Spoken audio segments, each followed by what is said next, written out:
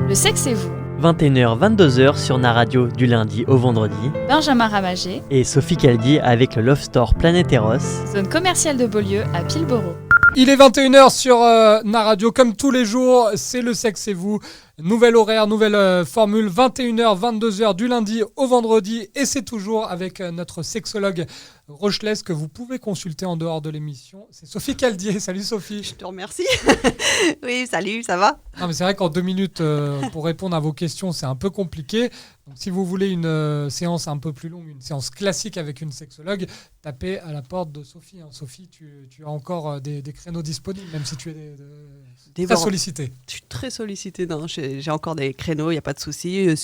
D'une semaine sur l'autre, je peux encore donner des rendez-vous ou sur 15 jours à peu près d'intervalle. Voilà. Sophie va le découvrir en même temps que vous parce qu'elle ne bosse jamais. Voici le sommaire de l'émission. C'est ça. Merci Benjamin de préparer les émissions. L'actu sexe, évidemment avec les commentaires de Sophie. On va parler de Tinder qui fait un petit peu le buzz en ajoutant des catégories sexuelles maintenant quand on veut choisir son ou sa partenaire sur Tinder. On va parler du deuxième langage de l'amour, puisque hier, on a évoqué le premier langage, les paroles valorisantes. Là, on va parler des moments de qualité. C'est une semaine spéciale consacrée au langage de l'amour dans cette émission. Et puis, on aura évidemment les réponses à toutes vos questions en fin d'émission.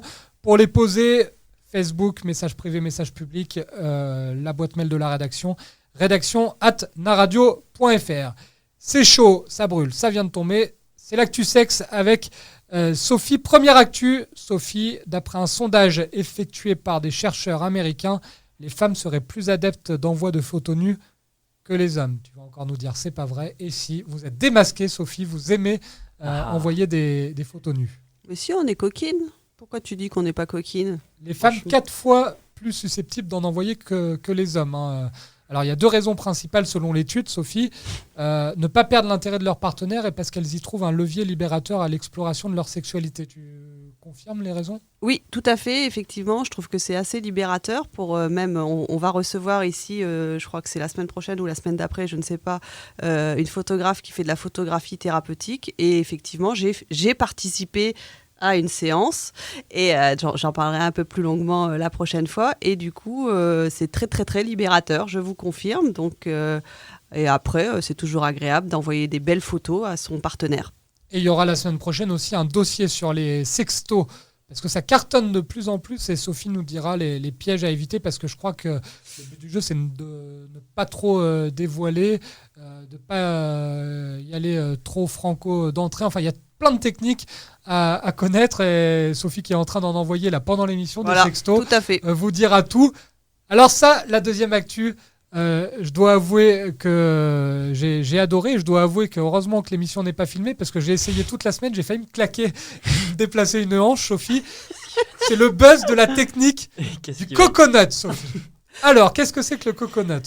Les femmes, alors j'ai essayé, alors que je suis pas une femme jusqu'à preuve du contraire, mais ça m'a fait marrer et puis j'en ai parlé à ta femme. On avait l'air d'andouille avec ma femme devant la glace, là, à essayer la technique. Les femmes doivent épeler le mot coconut. T'as une glace dans ta chambre, toi ? Pardon ? T'as un miroir dans ta chambre ? Non, mais parce que d'abord on a essayé pour voir si c'était jouable de le faire dans le salon. Après je te raconterai la suite.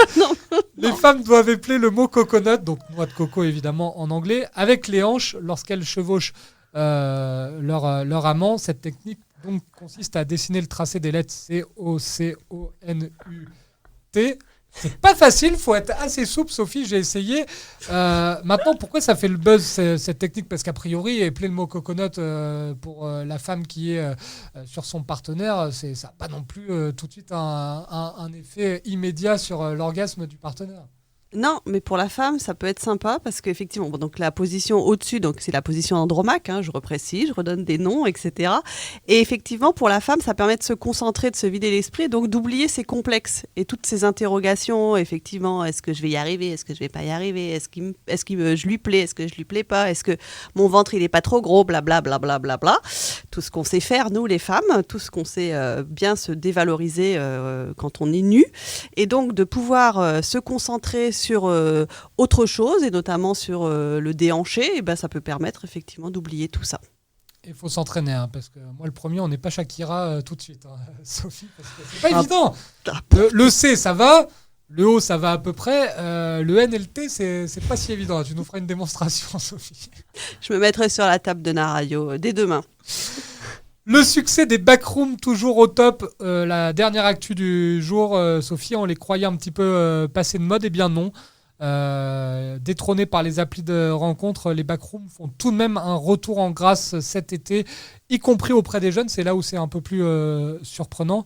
C'est la revanche du réel sur le virtuel, et ça, c'est vrai que plus ça va, plus la bulle du virtuel explose un petit peu, et ça fait partie du réel qui reprend le dessus sur le virtuel.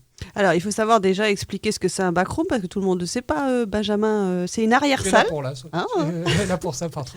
C'est une arrière-salle où les consommateurs donc, peuvent se rencontrer plutôt dans la pénombre et avoir des relations sexuelles sans forcément se déshabiller.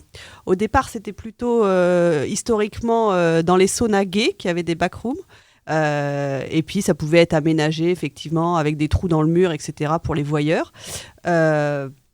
Le souci, c'était qu'à l'époque, effectivement, c'était avec l'arrivée du sida, ça s'est un peu plutôt fermé. Hein, il y en a eu beaucoup de fermés. Et du coup, aujourd'hui, c'est à nouveau tendance. Mais c'est plus pour des plans cul que pour des relations de longue durée, bien évidemment. Évidemment, ça rejoint un petit peu Tinder, puisqu'on a d'un côté le réel, les backrooms qui reviennent, et puis Tinder qui explose, et on va en parler puisque Tinder fait le buzz à cause d'une nouvelle case ajoutée dans les critères de sélection. On va en parler tout de suite. N'hésitez pas, en fin d'émission, vous voulez intervenir, vous nous envoyez des messages via Facebook ou via l'adresse de la rédaction, rédaction@naradio.fr. Si vous avez testé là, pendant l'émission la technique du coconut, moi je veux bien votre avis. Une petite vidéo aussi. Ah oui, exactement. Vous nous envoyez une petite vidéo. Alors ça, c'est pour les moins pudiques parce que... et puis nous, on vous fera... notre réalisateur vous fera le coconut puisque son voisin lui demande régulièrement de la noix de coco. Donc, il nous fera une petite démo, Alex Poilvert, notre réalisateur. Plaisir. On se retrouve dans un instant dans Le Sexe et vous avec Sophie. On est ensemble jusqu'à 22h. Naradio. De retour dans Le Sexe et vous sur Naradio tous les jours, 21h. 22h du lundi au vendredi, on est ensemble pendant 1 heure avec notre sexologue Sophie Caldier pour évoquer avec humour, avec plaisir et délectation l'actualité sexe, les conseils de Sophie. Vous pouvez nous envoyer des messages, on y répondra en fin d'émission. La deuxième partie de l'émission, on va parler de Tinder, Sophie. Alors là, c'est un buzz incroyable, tout simplement parce que Tinder cet été a ajouté une case orientation sexuelle. Les utilisateurs peuvent désormais cocher jusqu'à 3 orientations parmi 9 au choix. On va les détailler: hétérosexuel, lesbienne, gay, bisexuel, asexuel, demisexuel, pansexuel, queer et en questionnement.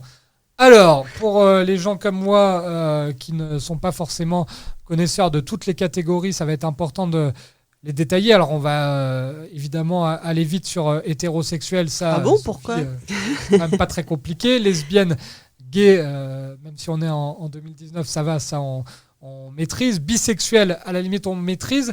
On va quand même Bisexuel, parler c'est les deux sexes. On aime Voilà, faire l'amour avec exactement. les deux sexes. Je D'ailleurs, préfère quand même on le en redire. reparlera plusieurs fois dans l'émission. Il y a souvent des questions qui tournent autour de la bisexualité, donc on sera amené à en reparler.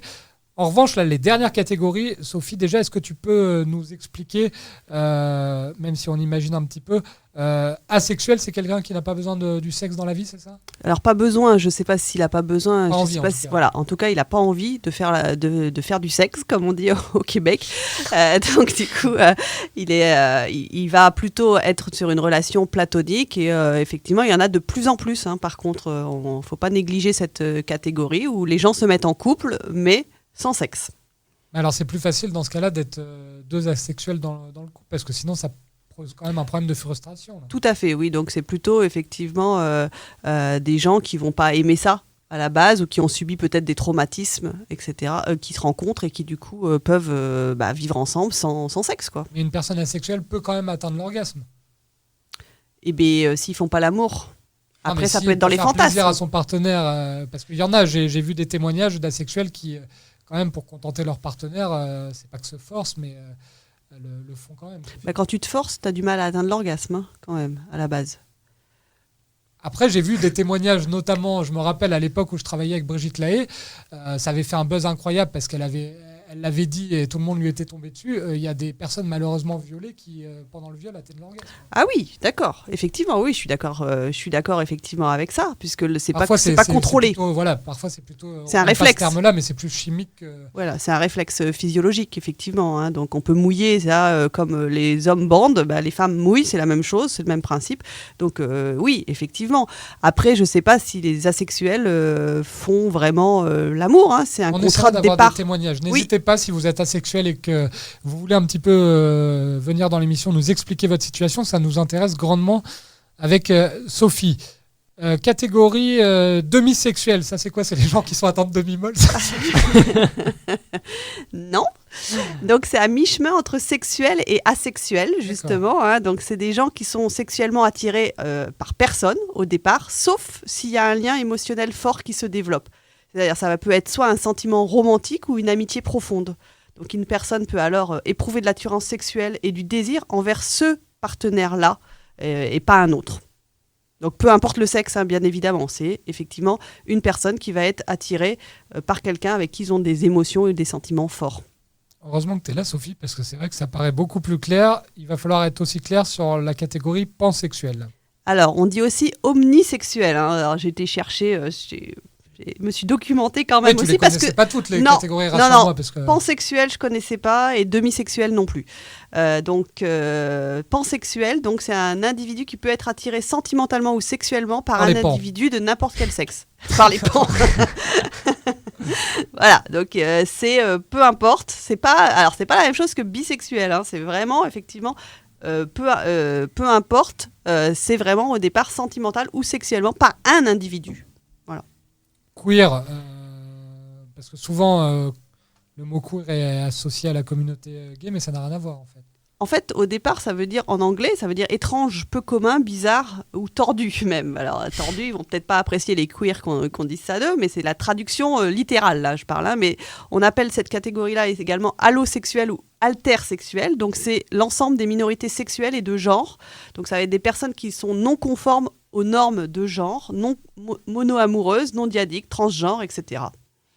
Et en questionnement, la dernière catégorie? Ça arrive, puisque souvent à l'adolescence, on ne sait pas si on est de quelle catégorie sexuelle on est, et puis même après, à l'âge adulte, hein, quand on ne sait pas du tout où se situer, on voit il y a des fois des hommes qui étaient mariés pendant des années, qui ont eu des enfants et qui deviennent homosexuels, donc en questionnement. Moi, ce que je ne comprends pas trop, là, parce que maintenant je comprends mieux chaque catégorie grâce à toi, Sophie. En revanche, Tinder qui propose de cocher jusqu'à 3 orientations parmi les 9, c'est quand même compliqué d'être gay et en même temps hétérosexuel. Bah oui, ça c'est... Je vois pas comment on peut cocher 3 orientations sur toutes les orientations que tu nous as expliquées. Parce que autant mettre en questionnement dans ce cas-là. Oui, voilà. Puisqu'il y a la catégorie en questionnement. Donc, bon. On essaiera d'avoir un jour quelqu'un de Tinder qui nous explique. En tout cas, ça a fait un buzz incroyable. Et puis, ça montre aussi l'évolution de la société, Sophie, parce que c'est vrai que plus le temps avance, là on est en 2019, plus des catégories apparaissent et plus les gens surtout s'affirment et osent dire qui ils sont. Moi je trouve ça plutôt bien effectivement hein, de la part d'un site comme ça mondial de pouvoir mettre ça à jour, mais par contre ça serait bien qu'ils expliquent effectivement, je ne sais pas après s'ils expliquent sur leur site puisque je ne j'ai pas téléchargé l'application parce que je pense que je me ferai un petit peu taper sur les doigts et je me retrouverai dans la catégorie célibataire pour le coup. Mais on essaiera de voir ça. Célibataire hétéro ou célibataire en questionnement On va en tout cas continuer de parler sexe dans cette émission avec le deuxième langage de l'amour puisqu'on est dans une semaine spéciale. Ce sera les moments de qualité. Et puis si vous êtes parmi les catégories qu'on vient de citer et que vous voulez un peu nous donner des explications, n'hésitez pas, vous nous appelez, vous nous envoyez un message sur la page Facebook ou sur le site rédaction@naradio.fr sur notre boîte mail. Plutôt, on se retrouve dans un instant pour la 3e partie du Sexe et vous. On est ensemble jusqu'à 22h. À tout de suite. Naradio. Le Sexe et vous. 21h, 22h sur Naradio du lundi au vendredi. Benjamin Ramagé. Et Sophie Caldi avec le Love Store Planète Eros. Zone commerciale de Beaulieu à Pilboro. La troisième partie du Sexe et vous, 21h, 22h, du lundi au vendredi sur Na Radio, avec notre sexologue préférée, l'unique, la seule, la meilleure, Sophie Caldier, que vous pouvez consulter à La Rochelle et que vous pouvez interroger en fin d'émission via la page Facebook ou via notre site internet. On est dans une semaine spéciale consacrée au langage de l'amour. Lundi, évidemment, on a parlé des paroles valorisantes. Deuxième langage de l'amour, Sophie, c'est très important de s'accorder en couple des moments de qualité. En quoi ça consiste ? Les moments de qualité, c'est vraiment le temps qu'on prend, et je ralentis mon rythme, tu vois, quand j'en parle, d'être ensemble sans avoir de parasites. Parasites, c'est-à-dire téléphone ou autre qui peut biaiser la relation et faire que du coup on se sent pas complètement avec l'autre. Et là ça va être hyper important, ça peut être juste se regarder dans les yeux. Il faut pas forcément, les moments de qualité, c'est pas forcément on va prendre une plage horaire de 3 heures et on va faire on va sortir bobonne comme on dit, aller au resto et puis après faire l'amour, etc. Non, c'est pas forcément ça. Ça peut être tous les jours, juste se prendre dans les bras l'un de l'autre, juste se prendre les mains et se regarder vraiment intensément et pouvoir partager ce moment où les émotions peuvent également monter. Moi, je le fais souvent effectivement au cabinet quand j'ai des couples qui se disputent, de pouvoir effectivement rétablir ce lien sans le portable, sans parasite. Voilà. Une petite corbeille à l'entrée de la maison, on pose les téléphones portables et on s'accorde les fameux moments de qualité. Tu le dis souvent, Sophie, l'écoute et surtout la communication, c'est primordial dans un couple. Oui, effectivement. Et alors là, c'est pas forcément communiquer verbalement, ça va être tout ce qui est du non-verbal, justement, de maintenir un contact visuel avec votre partenaire, de rien faire d'autre que d'écouter le partenaire, d'être à l'affût des sentiments, des émotions qui peuvent arriver, d'observer le langage du corps, parce que ça, on prend vraiment pas suffisamment le temps de le faire, et de regarder l'autre, les émotions qu'il peut avoir sur le visage, et de ressentir ce qui se passe aussi chez l'autre. C'est se mettre un petit peu en empathie avec l'autre. Ne pas forcément l'interrompre, si jamais il y a dialogue, ne pas l'interrompre, et accepter de s'ouvrir à l'autre, de pouvoir justement, comme on dit, livrer son cœur. La plupart du temps, c'est plus un langage qui va être féminin que masculin. Alors, je dis pas homme-femme. Je dis continue. Non. Elle fait une rechute. J'ai dit féminin, Benjamin. Tu peux avoir toi-même un côté féminin. Tu nous l'as déjà prouvé plein de fois. Donc, c'est pour ça que je précise le côté féminin. C'est un langage qui va effectivement plutôt être féminin, et les femmes et les hommes qui ont un grand côté féminin aiment beaucoup se retrouver et prendre ce temps-là de dialogue, entre guillemets, silencieux. Voilà, en tout cas, où ils se retrouvent de façon non verbale. Est-ce que les moments de qualité, c'est ce qui fait le plus défaut aux couples qui te consultent, toi, Sophie, en règle générale ?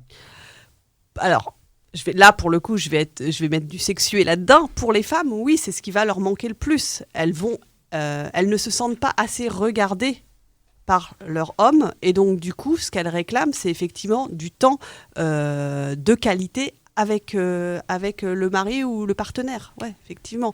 Après, les gens dans la société actuelle sont très stressés, et du coup, ils n'ont pas la possibilité de se poser. Ils ne prennent pas la possibilité de se poser, parce qu'on pourrait tous le faire, en fait. C'est pas long, c'est 5-10 minutes par jour. Il ne faut pas énormément de temps. Mais le temps de qualité, c'est pas, comme je disais tout à l'heure, c'est pas 1 heure. On n'est pas obligé de faire ça. Et j'ai un petit peu regardé, même si normalement c'est ta partie, Sophie, j'ai quand même essayé de travailler là-dessus. C'est bien, Benjamin. On constate 2 types de personnalités. Alors, les noms me font un petit peu rire. Il y a les gens de type mère morte et les gens de type torrent babillard. Alors, la mère morte reçoit mais ne redonne pas. Donc, ces personnes font toutes sortes d'expériences, éprouvent des tas d'émotions, mais elles n'éprouvent pas le besoin d'en parler. C'est vrai qu'on en connaît plein, ça. Bah oui, c'est les taiseux, on peut dire aussi, c'est un peu ces personnes-là. Normalement, là, pour le coup, c'est plus masculin, mais moi qui suis une taiseuse, ça se voit pas trop à la radio, ça s'entend pas trop à la radio, mais quand même. Sinon, ça serait dommage pour toi, tu ferais l'émission tout seul, en fait. Effectivement, moi, je vais plutôt être à écouter ce qui se passe, à être plutôt en mode observation. Et puis l'autre personnalité, comme tu disais, c'est le torrent babillard, donc c'est quelqu'un qui peut pas s'empêcher de raconter tout ce qu'elle voit et tout ce qu'elle entend. mais du coup, et qui ne prend pas forcément le temps de se concentrer sur ce qui se passe à l'intérieur. Peut-être même qu'il fuit ce qui se passe à l'intérieur parce que ça serait trop fort pour lui. Il y en a Donc les deux s'entendent à merveille, c'est ce qui est... C'est complémentaire, on va dire. Puisque effectivement, celui qui parle, il a tout l'espace pour parler, et celui qui se tait, il a tout l'espace pour ressentir. Sauf qu'au bout de quelques temps, le torrent babillard peut se dire « je ne sais rien de lui » et la mère morte, je la connais trop bien. C'est ça, effectivement. Et donc là, il faut un rééquilibrage quand même. Hein. Au départ, c'est génial, mais après, c'est pas génial dans un couple. Et la personne qui a fait cette étude conclut de la manière suivante, et ça c'est totalement vrai, le torrent babillard, c'est une bonne nouvelle, peut apprendre à écouter, et la mère morte peut apprendre à parler. Ouais, alors parfois c'est difficile d'apprendre à parler. Hein, Oui, c'est peut-être plus facile d'apprendre à écouter que d'apprendre à parler. Quoique, il y en a qui ont du mal à se taire et qui parlent pour rien dire. Il y en a, hein, là, dans l'environnement, tu dois en connaître toi aussi. Donc, Ah oui. ouais, hein, voilà. Donc des fois c'est difficile de se taire aussi. Mais bon, à un moment, on peut aussi s'imposer et interrompre ces gens-là. Si vous avez besoin de parler justement à Sophie, elle va faire la mère morte et écouter vos interrogations. C'est en le fin boulot, hein, d'émission. c'est le job en même temps. Hein. C'est vrai que souvent on est dans la vie le contraire de ce qu'on est au travail, parce que je pense qu'avec Sophie on est peut-être plus le soir des mères mortes que des torrents babillards, parce que quand on a parlé toute la journée on n'a plus trop envie. C'est ça. Déjà moi je parle pas toute la journée puisque j'écoute toute la journée. Oui. Mais effectivement des fois j'ai besoin de parler le soir et de me lâcher. Oui, et puis Sophie, toute la journée, elle entend parler de cul, donc le soir, elle a envie de pratiquer. C'est ça. Ils m'ont donné plein d'idées, mes patients, alors du coup, j'ai envie de pratiquer après. Allez, on va en parler justement de ça dans le quatrième talk avec la réponse aux questions des auditeurs. On en a pas mal aujourd'hui. On va essayer d'y répondre et n'hésitez pas. C'est pas parce qu'on a des auditeurs qu'on ne peut pas recevoir de nouvelles questions. Si on n'a pas le temps de les évoquer aujourd'hui, on en parlera demain. Vous nous contactez via Facebook ou rédaction@naradio.fr. À tout de suite pour la dernière partie du Sexe et vous.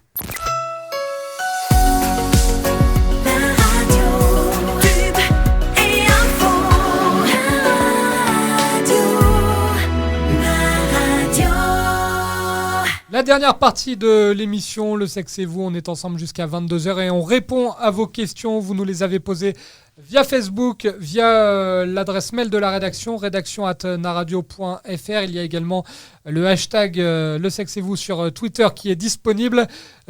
Sophie, tu es prête ? Prête. Vas-y. On y va. À fond. Scoute toujours, Sophie. Fabien, tout d'abord, qui nous pose la question suivante. J'étais avec ma copine pendant 2 ans et demi. Je n'étais pas vraiment amoureux, juste très attaché. Mais elle ne m'a jamais vraiment manqué. Je n'étais pas jaloux non plus. Ensuite, elle me quitte pour un autre mec il y a 1 mois. Depuis, j'ai quand même développé des sentiments amoureux pour elle. Est-ce que c'est normal de ressentir ça ? Alors, effectivement, il le dit très bien quand il se présente, Fabien, il y a une différence entre effectivement être amoureux, le sentiment amoureux et l'attachement. Et là, en fait, quand sa compagne l'a quitté, enfin son ex-compagne l'a quitté, il a ressenti un manque, enfin, parce que effectivement, l'attachement, c'est plus douloureux. En fait, quand on est attaché, c'est un sentiment qui vient depuis au-delà de ça. C'est en fait l'attachement est lié plutôt aux parents. Et là, il était plutôt effectivement dans une relation d'attachement et donc de sécurité avec son amie, sa conjointe. Mais quand elle est partie, il s'est retrouvé tout seul, comme un petit enfant peut se retrouver tout seul et donc complètement perdu. Donc du coup, il est complètement désemparé. Et c'est pas forcément pour ça que c'est de l'amour, hein. Ça reste toujours de l'attachement. Le sentiment amoureux, c'est autre chose, c'est quelque chose de plus adulte. Ça marche toujours la technique, Sophie, de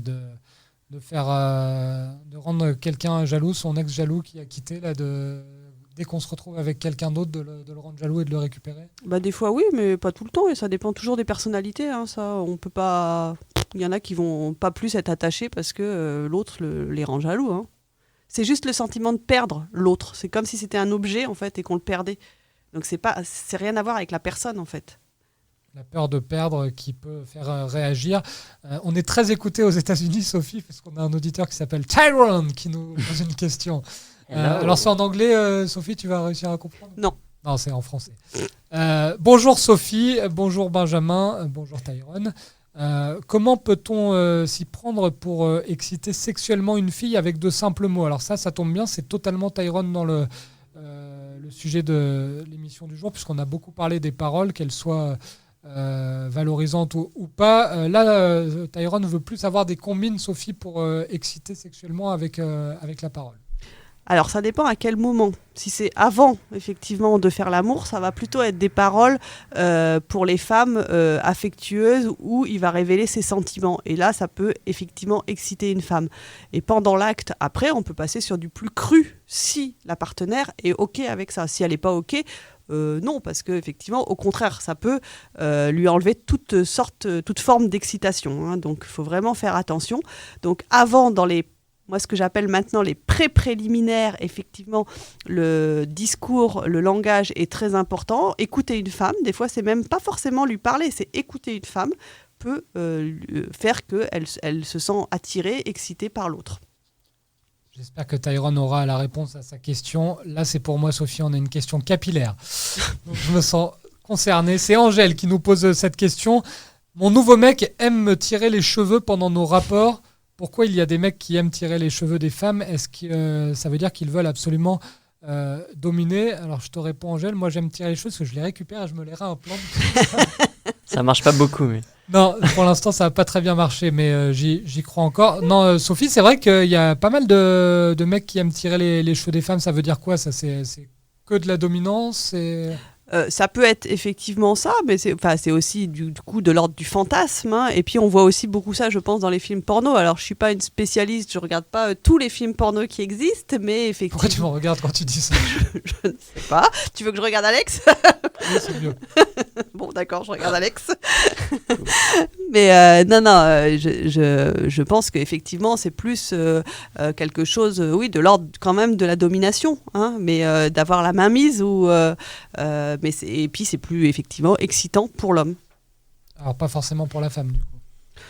Certaines femmes, oui, mais pas toutes. C'est toujours pareil, c'est variable en fonction de la personnalité et en fonction du degré de connaissance dans le couple. Hein. Je dirais, tu fais peut-être pas ça forcément le premier soir, mais une femme, au bout de 6 mois, 1 an, si elle a confiance, oui, pourquoi pas. Il suffit d'en parler, on le dit souvent. On rappelle la fameuse phrase de Sophie qui est rentrée dans le dictionnaire de la philosophie. Pour niquer, il faut communiquer. C'est plutôt Benjamin qui dit ça. Non, non. C'est toi qui l'avais dit l'année dernière, je m'en souviens très bien, ça m'a marqué. Bon, d'accord. Ça t'a traumatisé ? Non, pas du tout. Morgane avec un E à la fin qui nous dit « Je suis avec mon ami depuis 6 mois ».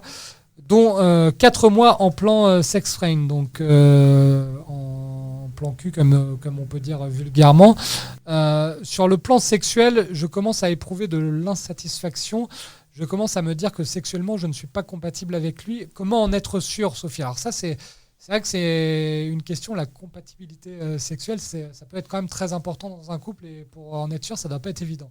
Oui, c'est surtout déjà que pour une femme, il faut des sentiments. Hein. Donc un sex friend, au départ, on avait un petit peu évoqué l'année dernière, justement, il y avait eu un débat avec un des invités, qu'effectivement, il n'y avait pas de sentiments quand on était sex friend. Or, une femme, pour éprouver du plaisir et pour être satisfaite, il faut qu'elle ait des sentiments. Donc ça va être compliqué. C'est pas une question d'incompatibilité, c'est à un moment, est-ce qu'elle s'engage ou pas ?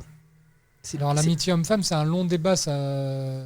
Sophie, est-ce que ça peut exister, une amitié homme-femme ? On nous dit toujours non, ça ne peut pas exister. Mais si, ça peut exister. Je vois pas pourquoi ça n'existerait pas. Y a justement, au contraire, là, on va reparler. Non, mais ça peut exister évidemment, mais est-ce que ça peut exister sans arrière-pensée ? Oui, je pense. On peut repartir sur les polarités. Et une femme, justement, qui a un côté très masculin, peut être pote avec des mecs. Il n'y a pas de souci avec ça. Enfin, moi, je vois pas le problème. Mais après, peut-être. Non, moi non plus, mais ça revient souvent dans les débats. En tout cas, n'hésitez pas.